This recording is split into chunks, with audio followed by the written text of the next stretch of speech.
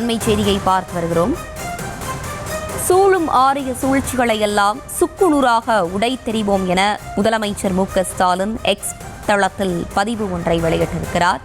கூடுதல் விவரங்களோடு இணைகிறார் நம்முடைய செய்தியாளர் பாரிகார்த்திக். முழு விவரங்கள் வழங்கலாம்.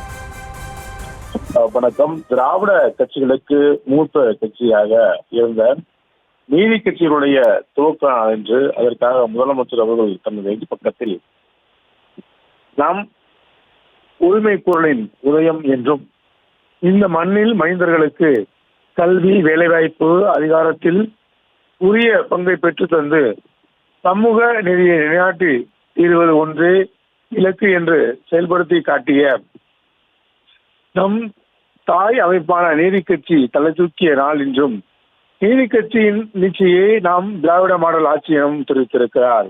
மேலும்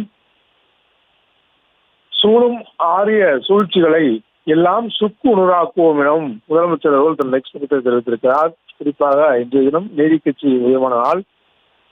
முதலாக நீதி கட்சி துவங்கப்பட்டு அதன் மூலமாக தான் இந்த பெரியார் அங்கிருந்து திராவிட கழகத்தை உருவாக்குறார். விவரங்களை வழங்கியமைக்கு நன்றி பாரிகார்த்திக்.